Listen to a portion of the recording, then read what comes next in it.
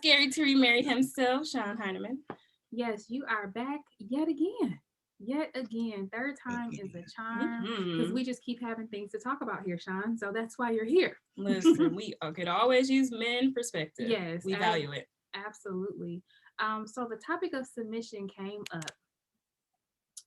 So maybe we could start with each of us giving our definition of what submission means. And Shon, why don't you go first? Submission. Well, I just want to say this real quick because I was listening to one of you. I was maybe it was a couple of, I can't remember which episode it was, but I think y'all was talking about submission, and I was like, I just wanted to jump in while I was listening to the podcast. I was like, oh my God, I have so much to say on this, So that's why I had to hit y'all up. But submission, when I looked the word up, because I did a video on it, it is simply means to yield. And of course, we always look at submission as just this, I'm better than you, you submit to me, that whole power dynamic. But it means to yield. And when I think of yielding, I think of when I'm on the street driving, I see a yield sign. There's oncoming traffic, you run to the yield sign. It doesn't mean stop. It just simply means slow down. There's oncoming traffic. Just pick your space, like have enough discernment to pick which lane you're going to jump in. And then once you get into that lane, then you just flow on with the rest of traffic. So I'm looking at that in a relationship as either one of us. It doesn't have to be, the woman just submit, because scriptural, says submit yourself one to another. So it can mean just yield, man or woman, and just pick your lane. And then that way we can both flow in healthy traffic once we pass the yield sign. So submission isn't a bad thing.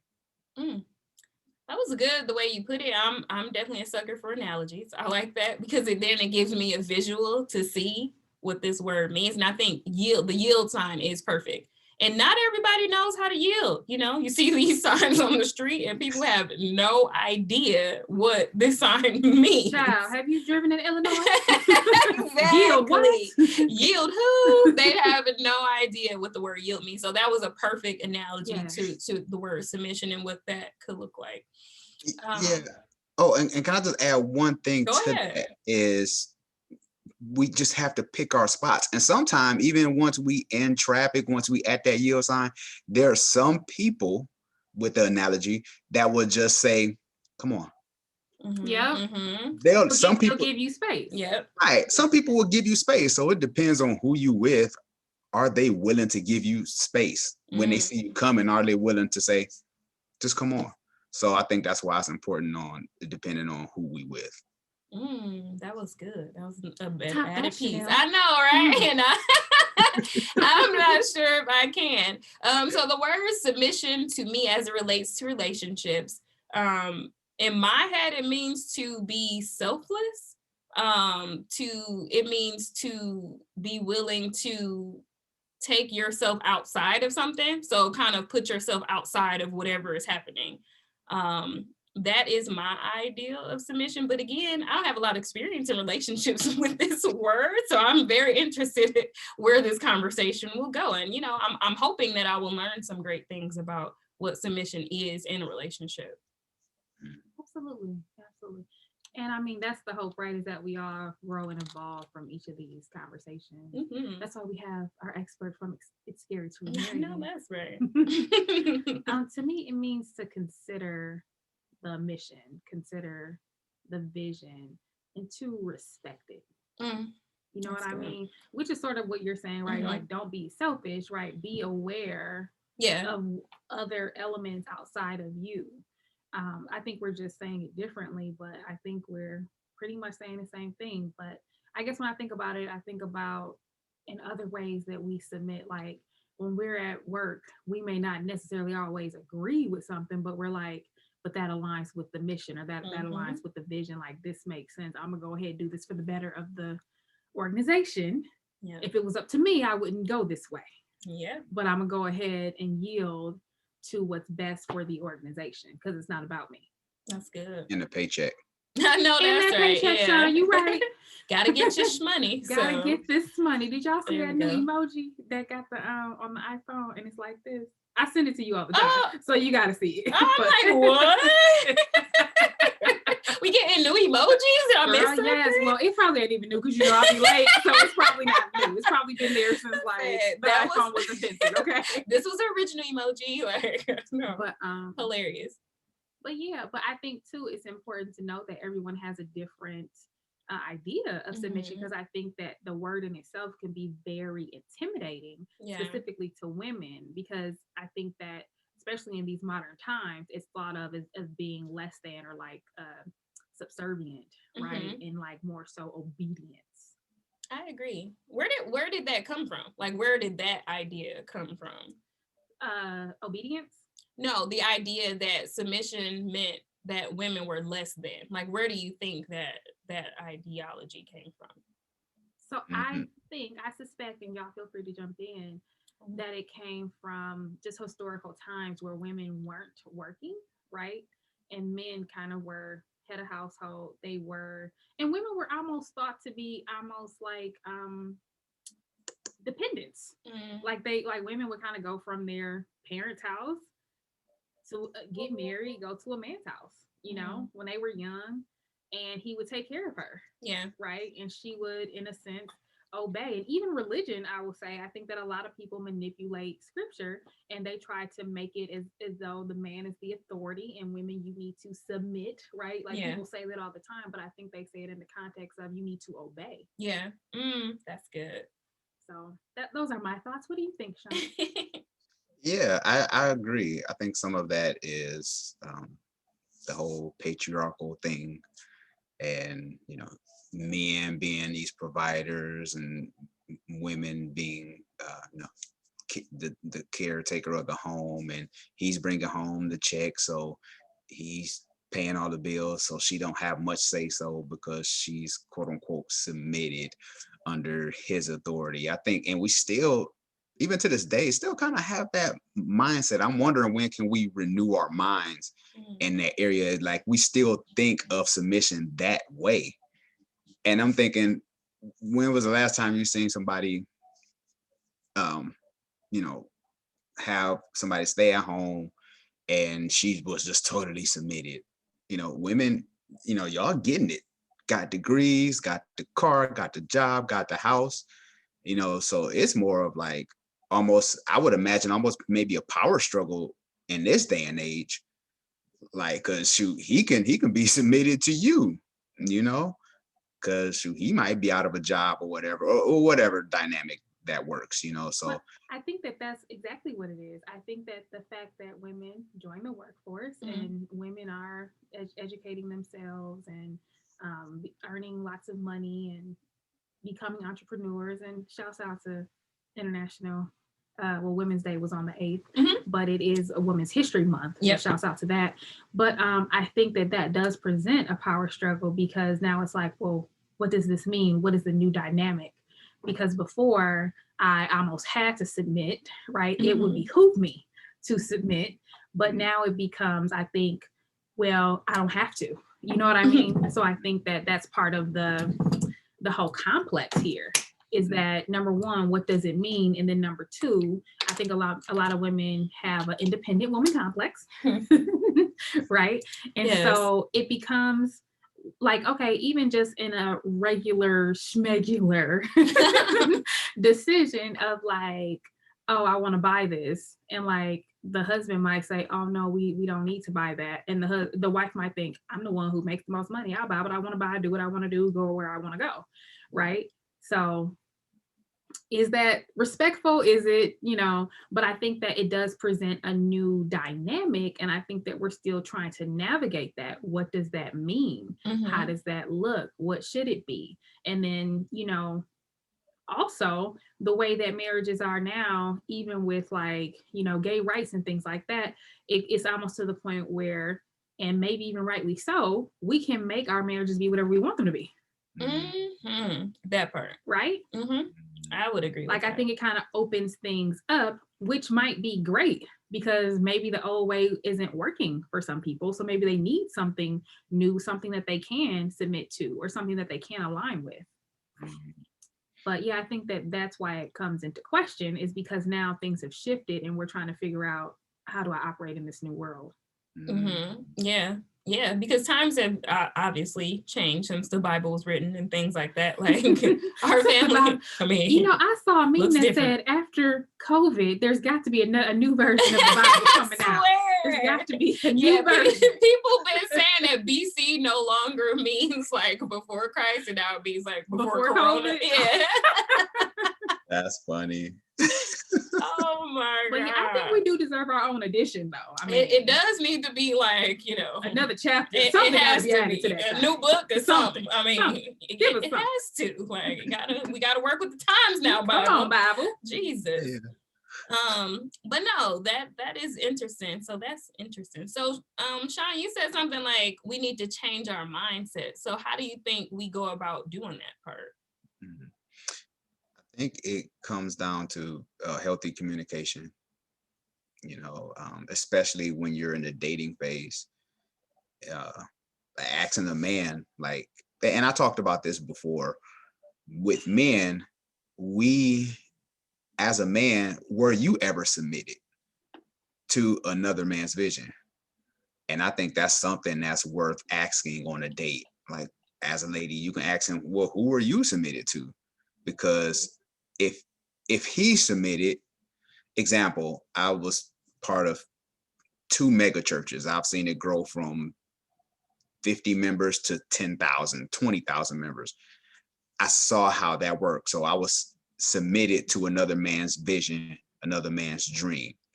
So with me getting married, remarried, now I can extend that grace to my wife because I know what being a person under submission looks like. So when you have these guys out here that's like, I got it out the mud, I did it on my own, I don't need anybody. They don't know how to extend grace. They don't know how to be submitted to his woman because he's always was the authoritative one. So I think that's important as a man. If you understand submission, you know how to give grace. Like, I'm being a tyrant right now. That's not cool. Let me backtrack and let me make sure that I pick her up and I'm not just pulling her, come on, woman, come with me. I think if you can learn how to extend grace, she will be even more graceful to you in your time of need. Yeah. No, I agree. Because just like how I said, some women have a independent woman complex. Some men have like an authority complex, right? Like, I'm a man, so you must submit. It was written in the Bible. That's that. Right. And they don't even read the Bible. To be, exactly. That whole part. But like, you actually have to be worthy of submission. Yeah, I've seen a lot of memes that say that, like, you have to be worthy of submission, or you have to be, like a good leader in order to be, submitted to. So I've seen things like that too. I would agree with that. So how do y'all feel about, let me ask this, how do y'all feel about, what if you have the ideal man? He had everything you was looking for, physically, mentally, all these things, but his decision making was bad. I can't do it, Shon. Okay. That was a quick no. Because I'm such an intellectual person. If I feel like you have poor judgment, I can't follow you. Therefore, I can't submit to you. Therefore, I can't be with you, because I don't trust you. And not only that, but I would never build a family with you because I would never want my children under your guidance, Now, I think some people can have poor decision-making experiences or times, but like if consistently you just miss and you don't see the red flags, you don't see the warnings, you don't even consult with anybody. You don't have a mentor. You don't listen to when people tell you this might not be a good idea. Have you considered X, Y, and Z?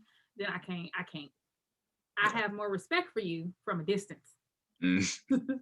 Yeah, I would agree. I think it might take me a little longer to be like, I'm out. Like, I'm gonna be like, okay, maybe he'll get it. Like, I'm gonna give him some chances. Yeah.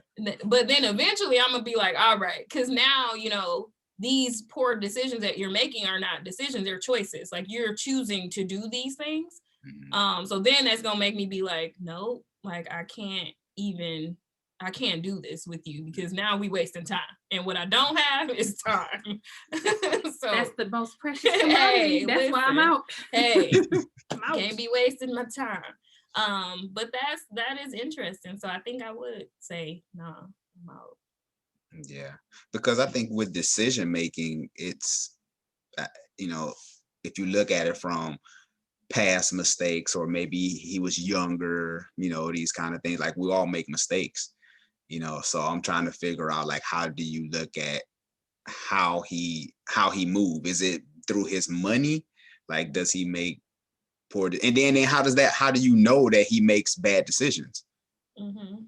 Those are all really good questions. I think that we all are trying to evolve and grow, right? Mm-hmm. So I think there's a certain amount of weight that you put on someone's history, because to be honest, the best predictor of someone's future actions is their history. So what if they say, don't hold me to my past? I mean, that is a proven fact. So I think that it's something that you should consider. But I do believe in evolution. I do believe in change, especially when they're doing it for themselves, right? So some people can put on an act, right? So I think that that's something that would need to be tested. Like, I need to see fruit.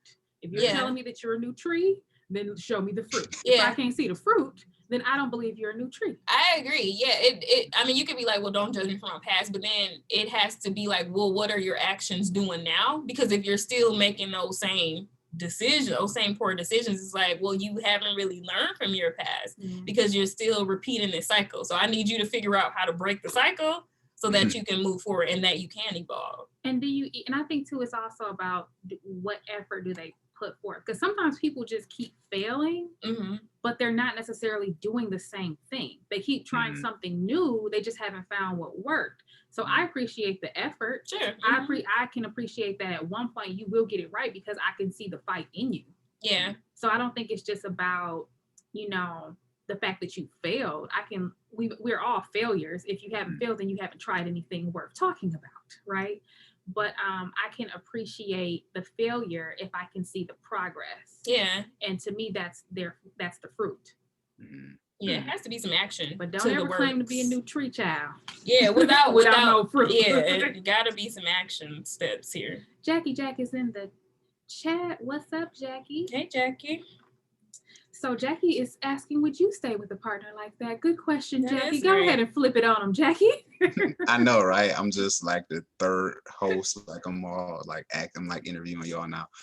I know he flipped the script on us. He really did. Jackie, thank you. I'm asking you all. Right, flip the script on us. I like that.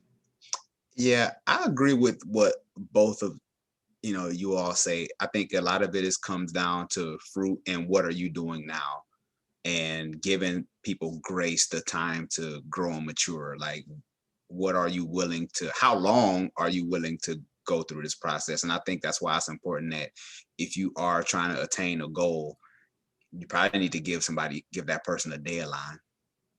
Hey, 3 years, give me 3 years. If this 3 years don't work, then you can count down your days. You marking down 1, 2, 3, 4/5.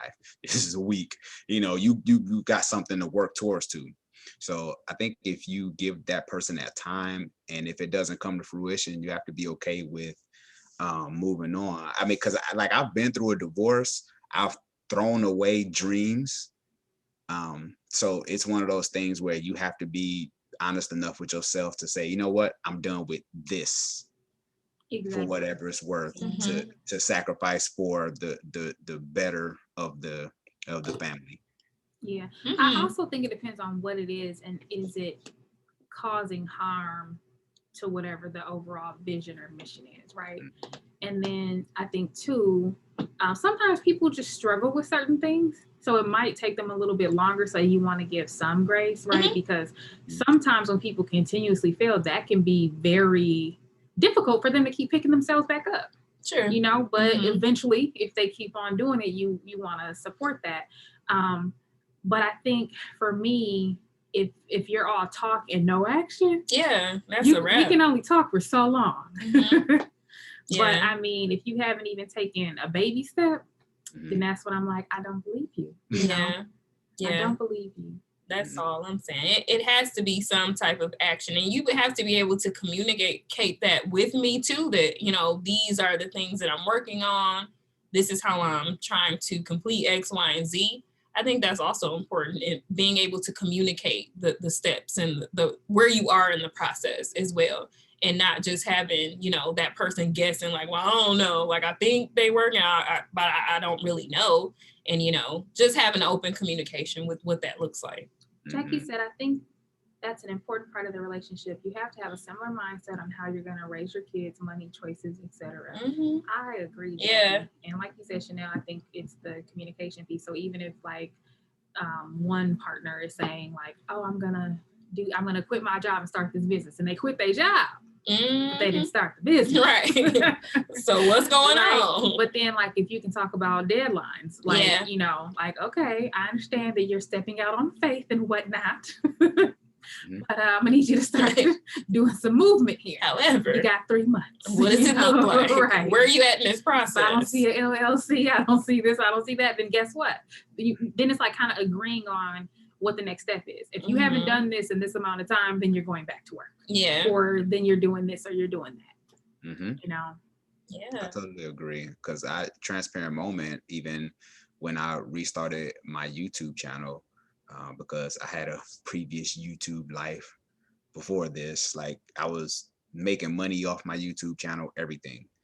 And like I said, I had to throw all that away in order to start over again because it had my ex-wife in it. So it was like I had to scrap everything and had to start literally. And that can be hard. Starting all the way over, that's hard. Yeah, right. Yeah, I had to be willing to depart with that and my YouTube money. I'm like, dang, I'm losing everything. Yeah, you know? Yeah. But, especially in an age where things are so quick. Like people just jump onto things very quickly. Yeah, so that can be very devastating. Yeah.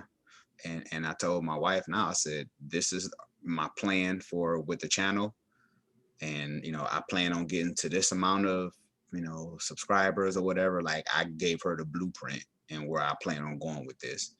And she was down. She was like, okay, well, you know, I'm going to rock with you because you gave me the vision. And I think this is this communication piece. Because sometimes people, they just be doing stuff and they don't keep their partner in what's going on. So they feel left out, and that's where the tension comes in because you just doing you and you're not communicating. So that's where a lot of the tension comes in. Right. Yeah, absolutely. And I mean, we try to do that too. We're like, okay, what's the strategy for this? Yeah. And what's the strategy for that? So didn't we say we was doing this? Yeah. What's the plan? How we getting there? Right. When we gonna do it? You know, just get it done. Right. Yeah. But you got to talk it out. So I think that's really important. Interesting. Yeah. So then you believe in equal submission. Exactly. It is so good to have. It is so good to have. And I tell guys this a lot of times. You know, if you're going to marry somebody smarter than you. That's interesting. I'm just saying, like, if I'm the smartest person in the room, then I need to change my wrong room. Right. Yeah, I'm in the wrong room, right? My wife is 12 years younger than me. So she gives me a different perspective on things. I'm a little more old school on things. I don't mind pivoting, but she just brings a different perspective. So it helps me to see a bigger vision. I'm like, oh, okay, I didn't think of it like that. So even though I might look good, I just have a great wife who in the background helps me to excel at what I'm doing. So it's important that she just not fine. Like she got to have some of this mental fortitude. You knew what you was doing when you married that hot young thing. Listen. Yeah, right. Yeah, you got to be intentional. There we go. Listen, you already knew. You got to be intentional. You got to be intentional. Absolutely. I will say though, I think that there is a different maturity process with men and women, right? So I think it can be difficult when you're with somebody that's like the same age as you and you feel like they're not as mature as you are, or there's just some different life skills or something that they just haven't acquired just yet. Like I definitely know that can be difficult, you know, because not only is it difficult for them to submit or for you to submit to them, right? Because you don't believe that they have the capability. But it can also just be a lack of accountability that they're holding for you as well. Right? Because if they don't hold themselves accountable, they're not going to hold you accountable. And then here we are, right? Here we are. Preach. So that's interesting. Because I know, like, at one point I was like, I'm not dating dudes in their 30s anymore. Like, you're dumb. You know what I mean? Yeah. Like, is that a fact? No, that's not a fact. Is it true? No, it's not true. But is it a blanket, did I just draw a broad brush? Yes, I did. Do I mean it? No. But I will say that I think that there is a maturation gap. I agree. How about that? Yeah, I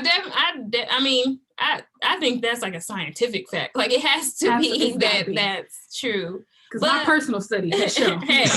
My personal track record shows me. But no, Shon, I definitely think that's interesting, especially with your wife being 12 years younger. So when you all got married, with this being her first marriage and this being your second marriage, what was that conversation like of submission? Was she like, did she have an understanding of what it was, or was it something that you all had to grow in together? She had an idea of what it was because she grew up Muslim. Okay. So she understood that whole dynamic in Islam. And then eventually she converted to Christianity. So she kind of saw it from both ends of different religions and what that looked like.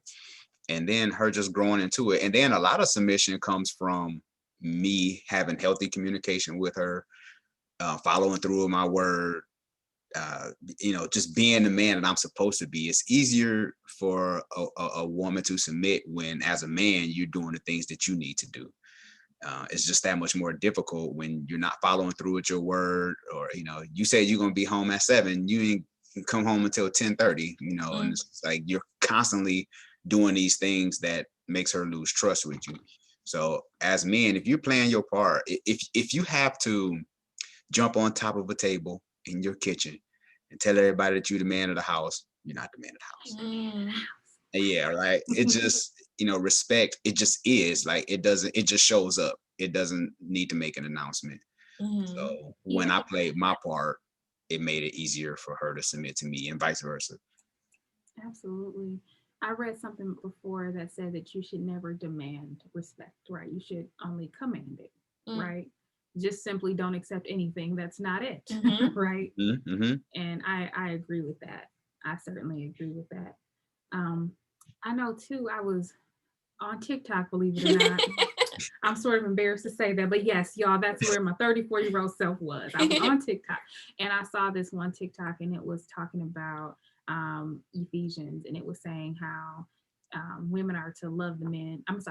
Men are to love their wives, but women are to respect their husbands. And he was just going into how, that is sort of a man's love language, right? Is respect. And for women, it's like, it's love, and that's a cycle. And if it gets out of whack, then that's where you leave room for all those things that can happen in marriages, right? Yes. But I know for certain, for me, if I don't feel that the guy is indeed a leader, I can't respect him. I don't trust your decision making, and therefore I probably won't stick around. Because if I recognize that I don't respect you, then to me, I already know that this is going to end, so we might as well just do it now. Yeah, it's only a matter of time. If I lose respect for you, it's over. It's literally, we're just running out the clock, but I already know it's over.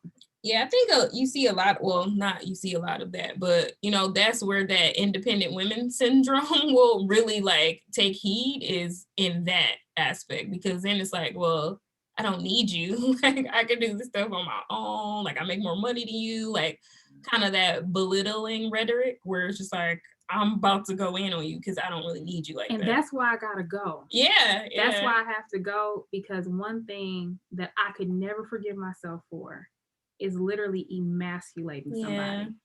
Like, that is such a wicked, ugly trait. Yeah. I understand some people who do it or whatever, and they get mad and they say things or whatever. I can't do that. Yeah, because you can't take those words back. Like once they out, when you say stuff, you can never take it back. There is a pastor, Pastor Melva. She says, "Sticks and stones may break your bones, but words will cause permanent damage forever." And I could never be like, "My bad." You were I can't do that. I can't do stuff like that. And then be like, "Oh, I was just mad." Like I'm not built that way. Honestly, I can't show my face to you. I swear. After that. Because my integrity won't allow me to. Like, do you know what you just said? No. You better be accountable. There are consequences and repercussions. No, you cannot shut that Pandora's box once it's open. It's like, I said what I said, so I meant it because I said it, and now I can't look back. Let me tell you something about the accountability. I was just mad. That's not good enough. Yeah, no. That's mad. Some explanations just don't cut it. Yeah. You know? No. Like, I don't know how people come back from stuff like that. Neither do I, because it's a wrap. Like, no. Because let me tell you this, if you do that to me. On the other hand. And I don't do things to people that I couldn't take. Like, I don't dish out stuff that I can't take. I can't take that. There's no way that you're going to disrespect me on that level and think that things are fine. Yeah. And that you have to get away with this. Right. No. Like, so sorry? Like, that's cool. But this is done. Yeah, I can respect that. How high does leadership and integrity plays into like having the right type of man? Like, how high is that, and how do you gauge that? Like, how do you know like he's a great leader or he's a man of integrity? How high? Like, how do you find that? And do people really find that important? Or from a woman's perspective, how important is that to a woman, like leadership and integrity from a man? Because I don't hear it talked about a lot. Oh, you gonna learn today, Shon. I'll let you start. This episode about to go over time because you're gonna learn today. I don't know if it'll be long. I don't know if I've ever explicitly said that. I just think for me, it's like a duh. Like, I need you to have these qualities. And also for me, you know, I think it's all about actions. I'm not gonna be like, oh, he needs to do X, Y, Z, because I don't know. My future husband couldn't listen to this, and then he gonna know the playbook, man. I ain't trying to do that no more. But no, I definitely think it goes with how he carries himself and his actions, and that his words and his actions align. Me being a leader in my role, I think that is huge. Like, we need to be like comparable, like on the same level. So if I'm being a leader in the role that I do every day, and I'm making decisions, and I'm responsible for staff and things like that, I do think that my mate needs to have those similar qualities, that they're able to handle what it means to be a leader, and they're able to act in a certain way that shows me that they have leadership qualities. And same with integrity, like, just be real, like, be whoever you say you are, whether I'm around you or not. And again, those are action type of things. Yeah, I agree. It's about the actions. I think same thing, right? If I'm a leader, then I'm certainly looking for a leader, but I don't want to make it seem like this person can never make a mistake, or they gotta always lead correctly, right? Like, as we're growing and evolving, sometimes what helps us is the failure, because then we know, don't ever do it like that again. So failures can certainly be good teachers. So I think that it's about the recovery, right? It's about the accountability. I think that it certainly is about, for me, real integrity and leadership shows up as empathy. You are considerate. You're not selfish. You're very considerate of other people's needs and their visions and their goals, and you are about furthering the things that are important to the people that are under your leadership. So if I can see evidence of that, then I would say, even if you may unintentionally not always make the best decision, but again, it's about the recovery. I didn't know that, but now that I know, and like my mom always says, actually my mom and my dad, they both say this, but differently. My mom always says, when you do something wrong, you correct it. Yeah. Like, I'm sorry ain't good enough. you actually need to do actions to make it right. You literally make it right. People can be sorry all day, right? And then my dad said, you don't do it again. Yeah. Because if you do it again, then you were not sorry. You weren't. You know, and I think for me, if going back to what Chanel said, based off of what I see, I'm going to do what my brother says, which is to listen to what you do and not what you say. So you can be sorry all day. That was a mistake. I didn't mean it. I didn't know. But then if your actions, because like Chanel said, now at this point, now it's a choice. And I'm going to respect your choice. Yep. Exactly. So if your choice keeps showing me something that doesn't align with what we said the vision was, then I have to respect you and say, I can't do this. Because one thing I don't want to do to you is to try to make you be somebody that you are not. Nor do I want you to make me somebody that I am not. And what I am not is about adjoining myself with something that doesn't align with my purpose, with my mission, with my vision. So I think it's about being able to realize that, and right, wrong, or indifferent, not even making this guy a bad person, but you just not it. And I'm just not it for you either. Because you want someone who's going to do these things that I won't do, or someone who's going to tolerate these things that I won't tolerate. And vice versa, right? I want someone who's going to do things that you will not do. Yeah. Boundaries are important. Yeah. So, yeah, I think it's just about being like correctly assessing the situation and just looking at it for what it is, looking at the fruit. Like, you consistently keep making apples, but you swear you a pear tree. I've yet to see not nan one pear. That's good. Apples are good. They're just not for me. Yeah, because I want pears. I don't want apples. Yeah. Hey. I'm allergic to apples. I'm allergic to the apples. The apples actually cause me harm. But there are lots of people that love and adore apples, and you should go find that person. Find your apple. That's good. No, that was really good. It was. That's interesting though. So yeah. But I mean, I think it can be tricky though, Shon, because there's this one guy that I was dating, and a lot of his reactions to things, I remember thinking like, I wouldn't do it like that. But then I was like, but maybe that's okay. I mean, do people have to do things the way that I would do it? Not necessarily. That's just his way of doing it. And then I would be like, ain't got nothing to do with me, like whatever. Right.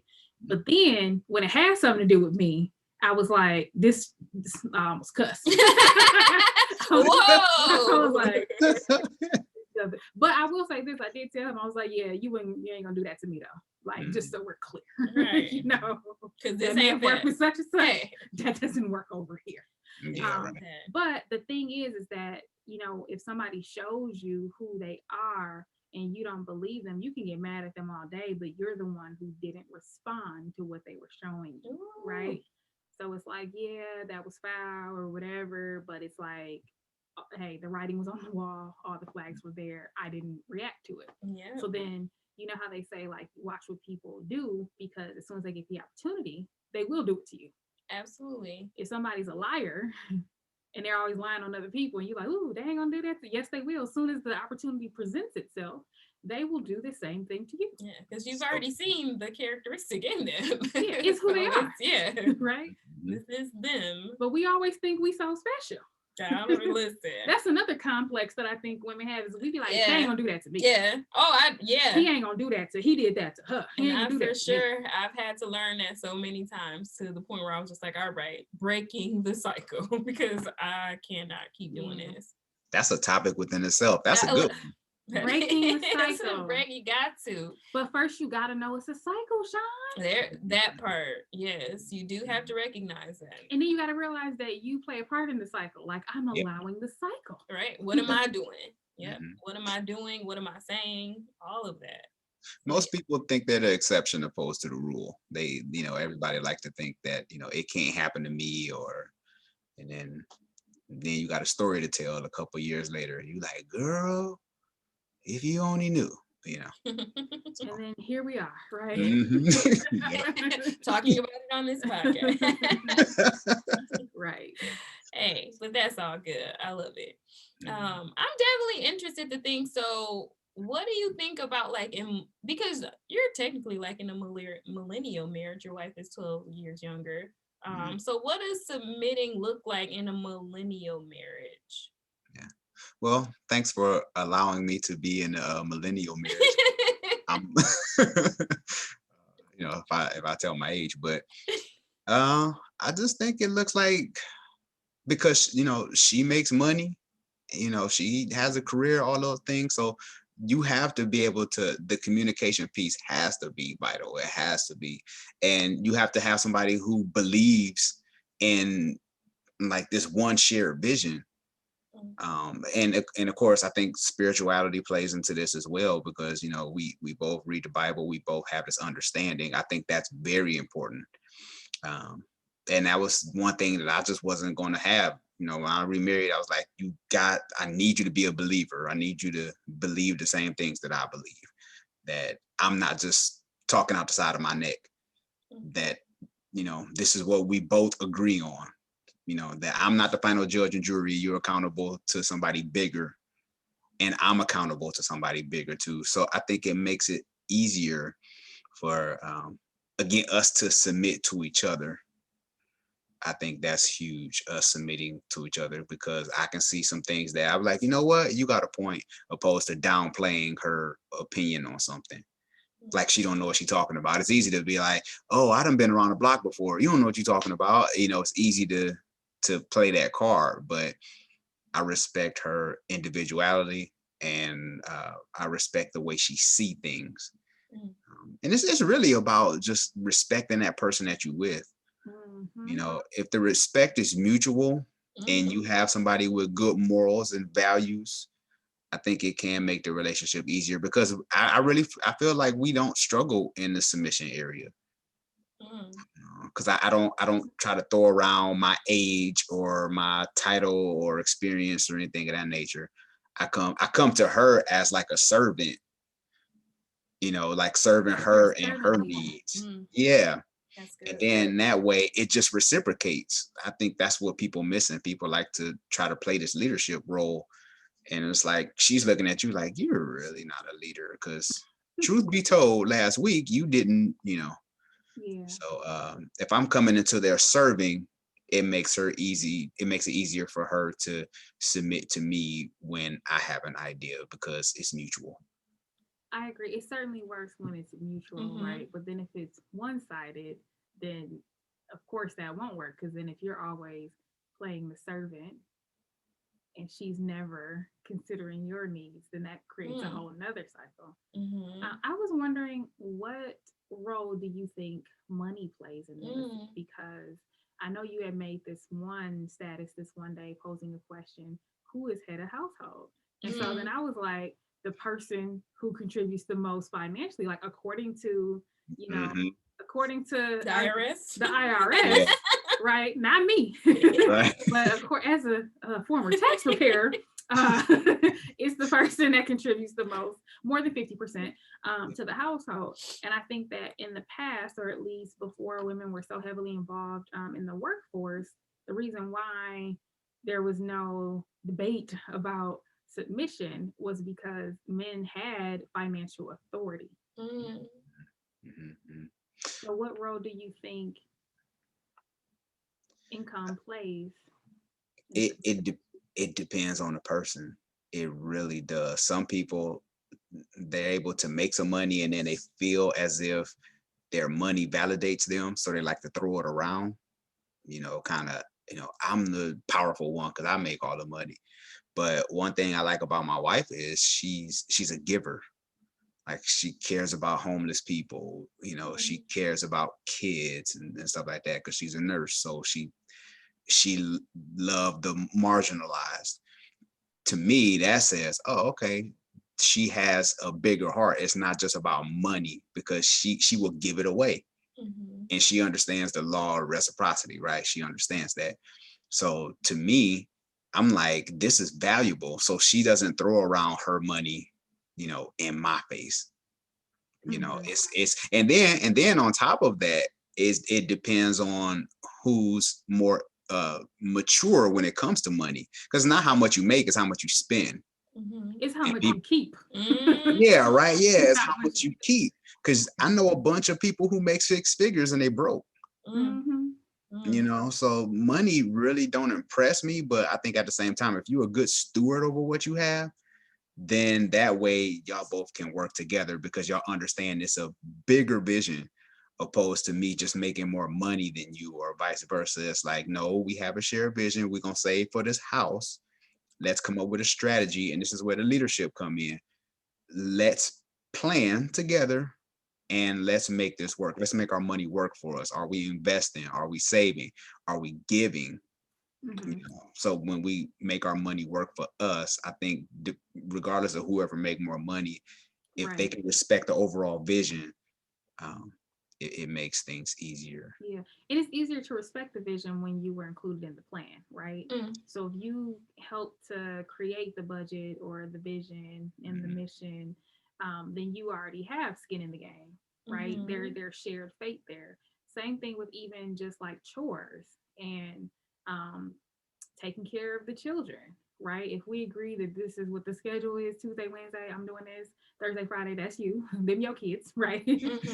But I think that and we agreed on it. And then we even say, we're going to review it every week, because if it don't work, then we can still recreate it, right? Yeah. I think that helps too, if you're a part of it versus somebody giving you a schedule or giving you the mission or the vision. But I also think, you know, when we think about women emasculating men, I think that money is definitely one, because, you know, now they're saying that women, Black women in particular, are the most educated group. There's a strong correlation between education and earnings and things like that. So even in like jokes of like, you ain't got no money, no way, haha. You know what I mean? Like stuff like that's still very emasculating. It's hidden or it's masked, but it is still there. So I think that even with the kids, you know, like whatever, and vice versa too. Like you don't want the man being like, you're like almost implying that you're a bad mother. Yeah, because that hurt your feelings. I mean, I don't even have kids, and I'm like, oh my god. Yeah, you never want to feel, and that I think that is like that would be the synonym, or the equivalent to emasculating a man, telling a woman that she's a bad mom. Right? Exactly. Yeah, I would totally be like, oh my god. I'm telling you, I don't even have kids, and I felt it in my spirit. So I was like, oh my goodness. Like that again, that's something else. Like you can't come back from that, because now that you said that, like, how do you recover from that? Because now I'm always gonna be like, he think I'm a bad mom. I'm like, this is it. Oh, I'm sorry. Yeah, you sorry you said it. Right, but you said it. So I'm gonna forever bring it up. Like, remember you said I was a bad mom? Like every time. Let's have another baby. No, you want another baby with a bad mother? I'm such a bad mama, but you want another baby. Yeah, right. Yeah. I mean, you gotta watch your words. You gotta watch. Oh yeah. You gotta watch what you say. Words sting, man. They do hurt. So and I want to say one more thing about finances, because I think it's a touchy subject. I think we don't discuss that enough, the dynamic, because Black women are more educated, you know, and make more money. Even in my marriage, like my wife make more money than me, but that doesn't mean that I don't bring home a paycheck every 2 weeks. That don't mean that I don't take care of my kids. That don't mean that I don't help clean up and wash dishes and fold clothes. Like we do whatever it takes to make the house run. Now there are certain things that I do that she don't do. Like I always make sure there's gas in the tank. You know, the cars are washed, like all these little different things, but we do what we need to do to make the house run effectively. Because my wife didn't marry me for money. She married me for my leadership. And that's not saying that she's not a leader, but it's more of and I want men to understand, like, you're worth more than just a paycheck. Say that again. You know, there's a lot of brothers that they just think they're a paycheck, and it's like, she want to value you for your leadership, your companionship, for your compassion, and all those other things. If men are more proactive in those areas, it won't always boil down to like just money. Yeah, there seems to be like a shift happening in that. Like you'll see, and I joke around with it too, so I'm not going to just put it on everybody on social media, but there is like this wave of like, you got to give me money, or the guy has to have money. And you see that a lot, especially on social media, but you know, people are living this fantasy life on social media that's not really real. or, you know, following the wrong people or whatever. But I do think that there is a shift. And I think, you know, a lot of men may think like, oh, well, she only wants me for my money, or, you know, I don't want to spend a lot of money. Like I must have posted something like a receipt and the bill was like $178. And I was like, is this too much for a date? And, you know, guys are like, yeah, like that's a big investment for like a first date. Like, I don't want to spend that money or whatever. So they had all these views. But I think to what you said, Shon, that, you know, for the right woman, like she's not looking at solely that. Like you are so much more than that. So it is great to hear another man saying that to fellow men, to hear that, you know, the right woman is not going to just be after your wallet. Right. Mm-hmm. I think now some men are looking at women for their wallet. That too. I'm sorry, too. Their purses. Hey, you know, your purse, your pocketbook, your coin, pocketbook, your coin, whatever you got. Wherever you I agree. That is very true. That it is whatever this wave is. I don't know what's going on with this world, Shon, I want no part of that. Yeah, like people like, oh, you got to send me money or give me money. It's just like, whoa, where is this coming from? So that's interesting. Mm-hmm. But you got to be more than that. Got to be more than that. Got to be more than what you make. Yeah. Got to bring more to the table, especially as a man. We got to add that part. Yeah, we got to add value. There's also these conversations around high value men and high value women going around. And for men, they say to be high value, you must make six figures. Yeah. At least six figures. You must be accepted by peers that are also six-figure or more earners. You must be able to positively impact your community. So the either employing other people or scholarships or whatever, right? But just somehow positively, not just contributing to like making donations, but like literally the ability to impact someone's life, right? By like offering them a job or something like that. And what else was there in that criteria? That's that whole Kevin Samuels thing, huh? Exactly. Can I say something? Go ahead, please. I said it because I want to know what you think about it. I definitely want to hear this. I can see it on your face. What do you think? I'm just Shon, this is your show. Do what you want to do, Shon. You have the mic. It's for you. Go. Yeah, I think this whole high value man thing, first of all, percentage wise, there aren't a lot of men who make six figures.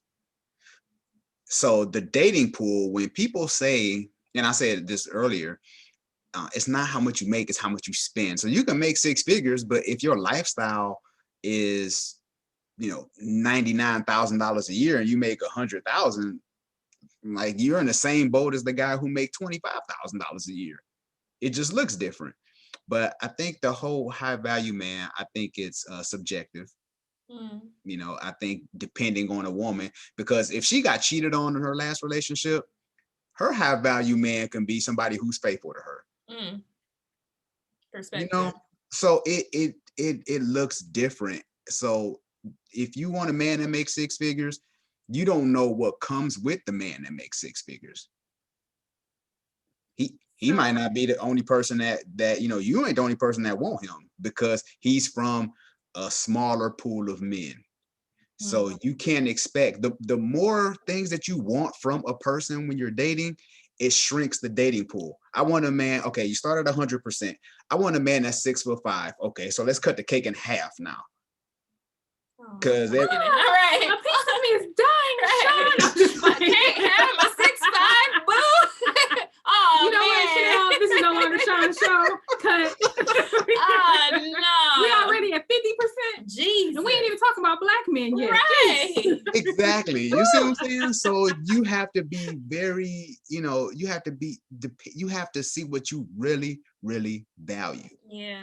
And that's what makes the difference. Preferences versus your non-negotiables. Exactly. But so in this clubhouse that I was in, they were actually bringing men on and sort of assessing if they were high value or not. And there were a lot of men that were claiming that they made over six figures, but they were like, you're not high value, you're high earning, right? There's a difference between high earning and high value. They were like, yeah, you do this like kind of blue collar job, you just happen to make six figures, but you're not accepted by this echelon of men. Oh, that circle. Yes, and you don't have the power to employ people and change their lives, right? Mm-hmm. But yeah, I just was dying to hear your thoughts on that. And of course, the criteria is totally different for high value women. Yeah, that's definitely been like a hot topic as well. Like I think that like high value men and women, and then this money thing. Like I don't know where all this stuff just came from. Yeah. And money comes and goes. That's what people fail to realize. Because you can marry him as a 6-figure earner, but what happens if he loses his job? Now all of a sudden he's not high value anymore because he don't make 6 figures. So what were you really in it for? So in the Clubhouse, what they said is if he's high value, he will make that money back, and I do agree with that. Yeah, I do agree. I think that some people, who you are is who you are. People can take what they want away from you, but you will always be able to rebuild because at your core, you are who you are. Mm-hmm. But is that woman going to stay during that rebuilding process? Not if she's there just for the, if she's there for the 6 figures, she out. Yeah, she's going to be out. He dropped to 99. Sister is out. She is gone. Like, you know what? This ain't what I mean, when I say she out, or either she killed him to get some inheritance, or that part. She was scheming and plotting. We watch a lot of murder mysteries. We do. So that's, that's I was watching some this morning on the treadmill. Pardon me, she does not kill him, but she leaves him. Or she's cheating, funny. Right? She's or she's cheating because she may have signed a prenup. I don't know. But that is very true. That's interesting because you ain't gonna stick around for it to get it out the mud. I think that I certainly would not want to jeopardize high character for what, because to me high character has to be included in this high value for sure, because again it's the integrity for me.